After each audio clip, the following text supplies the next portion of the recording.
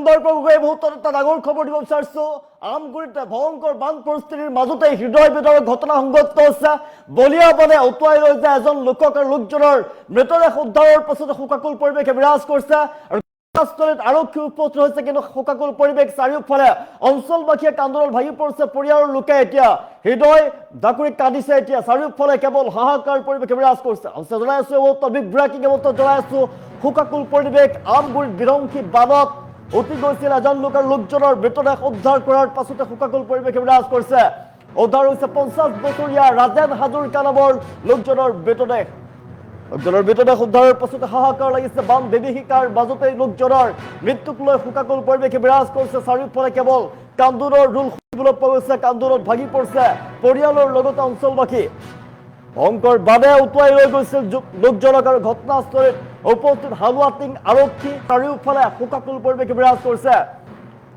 বেয়া খবৰ জনাই আছো উজনিত ভয়ংকৰ বান পৰিস্থিতি আৰু বান পৰিস্থিতিৰ মাজতে পুনৰ আন এক দুখবৰ আহি পৰিছে বলিয়াবানে আমগুৰিত উটুৱাই লৈ যায় এজন লোকক আৰু উদ্ধাৰ হোৱাৰ পাছতে লোকজনৰ মৃতদেহ চাৰিওফালে কেৱল কান্দোনৰ ৰোল শুনিবলৈ পোৱা গৈছে আমি দৃশ্যাংশ দেখুৱাই আছো উজনিত ভয়ংকৰ বান পৰিস্থিতি আৰু ভয়ংকৰ বানৰ মাজতে হৃদয় বিদাৰক ঘটনা সংঘটিত হৈছে উদ্ধাৰ হৈছে 50 বছৰীয়া লোকজন 50 বছৰীয়া ৰাজেন হাজৰিকা নামৰ লোকজনৰ মৃতদেহ উদ্ধাৰৰ পাছতে হাহাকাৰ চাৰিওফালে আমি এক্সক্লুচিভ দৃশ্যাংশ দেখুৱাই আছো টাইম এইটৰ দৰ্শকক আমগুৰিত বিধ্বংসী বানে উটুৱাই লৈ যায় এজন লোকক আৰু লোকজনৰ মৃতদেহ বৰ্তমান উদ্ধাৰ হৈছে আৰু মৃতদেহ উদ্ধাৰৰ পাছতে চাৰিওফালে হাহাকাৰ লাগিছে 50 বছৰীয়া ৰাজেন হাজৰিকাৰ মৃতদেহ উদ্ধাৰ হৈছে আমগুৰিত বিধ্বংসী বানে উটুৱাই লৈ গৈছিল ৰাজেন হাজৰিকাক শিৱসাগৰৰ আমগুৰিত বানৰ ভয়ংকৰ পৰিস্থিতিৰ মাজতে সংঘটিত হৈছে হৃদয় বিদাৰক ঘটনা বিধ্বংসী বানৰ খুঁটে উটুৱাই নিয়াৰ পাছতে 50 বছৰীয়া ৰাজেন হাজৰিকাৰ মৃতদেহ উদ্ধাৰ হৈছে আৰু সমগ্ৰ অঞ্চলটোত শোকৰ ছাঁ পৰিছে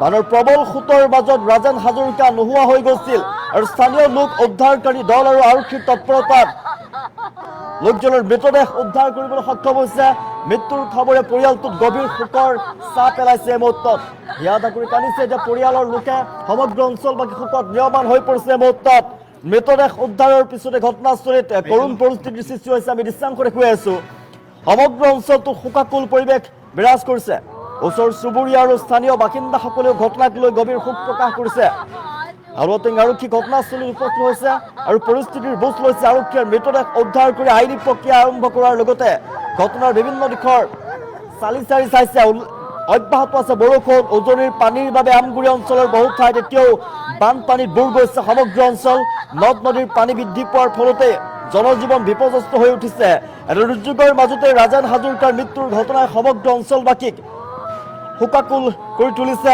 স্থানীয় লোকে বানপীড়িত অঞ্চলসমূহত অধিক সতৰ্কতা আৰু প্ৰয়োজনীয় উদ্ধাৰ ব্যৱস্থা জোৰদাৰ কৰাৰ বাবে প্ৰশাসনক দাবী জনাইছে আমি দৃশ্যাংশ দেখুৱাই আছো ভয়ংকৰ বান পৰিস্থিতি দেখিবলৈ পোৱা গৈছে বিশেষকৈ উজনি অসমত ভয়ংকৰ ৰূপ লৈছে বান পৰিস্থিতি আৰু কেইবাগৰাকী লোক এই মুহূৰ্তত মৃত্যু হোৱাৰ আমি খবৰ পাইছো উজনিৰ বানত বহু লোকৰ মৃত্যু হোৱাৰ খবৰ পাইছো বানে উটুৱাই লৈ গৈছে এজনৰ পিছত আন এজনকৈ লোকক আৰু পুনৰ এক বেয়া খবৰ আহি পৰিছে হৃদয় বিদাৰক ঘটনা আমগুৰিত বিধ্বংসী বানে উটুৱাই লৈ যায় এজন লোকজনৰ মৃতদেহ বৰ্তমান উদ্ধাৰ কৰিবলৈ সক্ষম হৈছে ঘটনাস্থলীত হালুৱাটিং আৰক্ষী উপস্থিত হৈছে সমগ্ৰ পৰিস্থিতি নিয়ন্ত্ৰণ কৰিছে চাৰিওফালে শোকাকুল পৰিৱেশে বিৰাজ কৰিছে আমি দৃশ্যাংশ দেখুৱাই আছো পৰিয়ালৰ মাজত শোকাকুল পৰিৱেশ চাৰিওফালে কান্দোনৰ ৰোল শুনিবলৈ পোৱা গৈছে বিধ্বংসী বানে উটুৱাই লৈ গৈছিল লোকজনৰ মৃতদেহ উদ্ধাৰৰ পাছতে হাহাকাৰ লাগিছে চাৰিওফালে কেৱল কান্দোনৰ ৰোল শুনিবলৈ পোৱা গৈছে পৰিয়ালৰ মাজত পৰিয়ালৰ চকুলো দেখিবলৈ পোৱা গৈছে বিধ্বংসী বান পৰিস্থিতি অধিক ভয়ংকৰ হৈ উঠিছে ইতিমধ্যে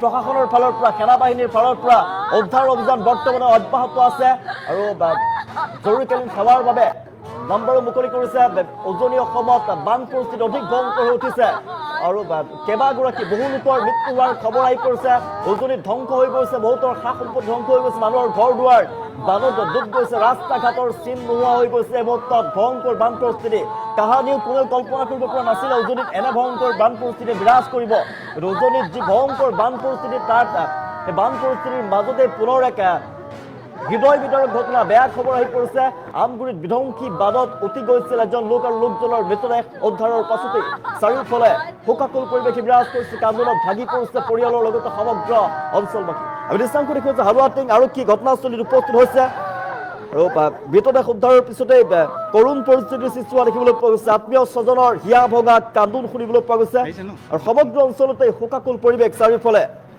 ওচৰ চুবুৰীয়া স্থানীয় বাসিন্দাসকলেও ঘটনাক লৈ শোক প্ৰকাশ কৰিছে। এই মুহূৰ্তত মৃত্যুৰ খবৰে পৰিয়ালটোক গভীৰ শোকত নিমজ্জিত কৰিছে। এই মুহূৰ্তত দৃশ্যাংশ দেখুৱাই আছো। বানৰ প্ৰবল সোঁতৰ মাজত ৰাজেন হাজৰিকা নোহোৱা হৈ গৈছিল, বানত উটি গৈছিল আৰু বৰ্তমান ৰাজেন হাজৰিকা নামৰ লোকজনৰ মৃতদেহ উদ্ধাৰ হৈছে। লোকজনৰ মৃতদেহ উদ্ধাৰৰ পাছতে চাৰিওফালে শোকাকুল পৰিৱেশ। বানত ইতিমধ্যে বানত ডুব গৈছে এখনৰ পিছত সিখন গাঁও। বানত হাহাকাৰ অৱস্থা। উজনি অসমত বানৰ বিভীষিকাৰ মাজতেই পুনৰ বেয়া খবৰ আহি পৰিছে। পুনৰ এক দুখজনক ঘটনা, হৃদয়বেদনাৰ ঘটনা। আমগুৰিত বিধ্বংসী বানত উটি গৈছিল ৰাজেন হাজৰিকা। ৰাজেন হাজৰিকাৰ মৃতদেহ উদ্ধাৰৰ পাছতেই ভয়ংকৰ পৰিস্থিতি বিৰাজ কৰিছে। কান্দোনত ভাগি পৰিছে। চাৰিওফালে শোকাকুল পৰিৱেশে বিৰাজ কৰিছে। আপুনি ভাবিব নোৱাৰা পৰিৱেশে বিৰাজ কৰিছে। আমি হয়তো আপোনাক বৰ্ণনা কৰিব নোৱাৰিম কিমান বেদনাদায়ক হ'ব পাৰে এই দৃশ্য। আপুনি অনুমান কৰক, আমি দৃশ্যাংশ দেখুৱাই আছো কিমান বেদনাদায়ক হ'ব পাৰে। পৰিয়ালৰ লোকে হঠাৎ হেৰুৱাই পেলাইছে মুখিয়ালক, ঘৰৰ মুখিয়ালগৰাকীক। ৰাজেন হাজৰিকা নামৰ লোকজনক হেৰুৱাই এতিয়া সকলোৱে মূৰে কপালে হাত দিছে। পৰিয়ালৰ সকলো লোকে এটা দুখত ভাগি পৰা দেখিবলৈ পোৱা গৈছে। কান্দোনৰ ৰূপ যেনিয়ে চাই তেনিয়ে কেৱল কান্দোনৰ ৰূপ শুনিবলৈ পোৱা গৈছে। শোকাকুল পৰিৱেশ আমি দৃশ্যাংশ দেখুৱাই আছো। আমগুৰিত বিধ্বংসী বানত উটি গৈছিল ৰাজেন হাজৰিকা আৰু 50 বছৰীয়া লোকজনৰ মৃতদেহ উদ্ধাৰৰ পাছতেই চাৰিওফালে কেৱল শোকাকুল পৰিৱেশে বিৰাজ কৰিছে। নিজৰ খেতি কৰা পথাৰ কিবা কাৰণত মানে গৈছিলে, পানীটো বেছিকৈ গুচি আহিলে। সেইখিনি এটা সৰু পুখুৰী আছিলে, মানে সৰু ঘৰত ওখ মানে হেৰি নহয়, আদৰ নহয়। তেনেকুৱা পানী আজিলৈকে অহাও নাই। সেইটো ভাবিও নাপালে যে মানে কিবা এটা হ'ব বুলি। কিন্তু তেওঁ মানে পটককৈ পুখুৰীলৈ পিছলি গ'ল। পিছলি যোৱাটো পানী আৰু বেছি আহি গ'ল। ৰাইজে বিচাৰ কৰিলে যদি মানে মানুহটোতকৈ বহুত ওখত পানী। তাৰপিছত থানাক খবৰ দিয়া হ'ল। থানাই দুবাৰলৈ খবৰ দিলে, কিন্তু দুবাৰো কিবা অসুবিধাৰ কাৰণে মানে এতিয়ালৈকে ওলোৱাই নাই। কিন্তু থানা কালিৰ পৰা অহা যোৱা কৰি আছে। এতিয়া থানা ৰাতিপুৱা আহিলে, আমি তেখেতসকলক ফোন কৰিয়ে আছোঁ। দুবাৰলৈ ফোন কৰিলোঁ। ক'ৰবাত মানে ৰাস্তা বেয়া, ক'ৰবাত কিবা বেয়া, তেনেকুৱা কিছুমান কাৰণ দেখাই আছে মানে।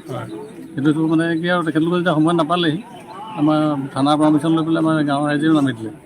পানীটো অলপ কমিল আগতকৈ। সেই নামি দিয়াৰ কাৰণে মানে 6-7জনমান নামি দিলে। নামি দিয়াৰ পিছত মানে হয়তো পালে, এতিয়া তুলি মেলি আনি পেলাই। নামটো কি আছিলে তেখেতৰ? নামটো তেখেতৰ এনেই ৰাজেন হাজৰিকা, ঘৰত দুটো বুলি মাতে। তেখেতৰ কোন কোন আছে পৰিয়ালত? তেখেতৰ ছোৱালী দুজনী আৰু নিজৰ পৰিবাৰ আছে ন? তেখেত নিজৰ খেতি কৰা কথা। দিন হাজিৰা কৰে নেকি তেখেতে? সেইটোৱে হাজিৰা কৰে, এনেকৈ মানে কৰি খাবলগীয়া হয়। কালি কিমান সময়ত পানীত উঠি গৈছিলে? কালি এনেই মানে 2টামান বজাত হেৰি হৈছিলে পানীটো, তাৰপৰা তেওঁ 2:30মান বজাত তাত নাইকিয়া হৈছে। এতিয়া কেইটা বজাত উদ্ধাৰ কৰিছে? এতিয়া আপোনাৰ প্ৰায় 10:30টামান উদ্ধাৰ হৈছে। 10:30 বজাত। এতিয়া তেখেতৰ পত্নী আৰু ছোৱালীজনী আছে। মানে এনেই তেখেতলোকেতো নিজৰ খেতি কৰা পথাৰ। খেতি কিবা কাৰণত মানে গৈছিলে, পানীটো বেছিকৈ গুচি আহিলে। সেইখিনি এটা সৰু পুখুৰী আছিলে মানে।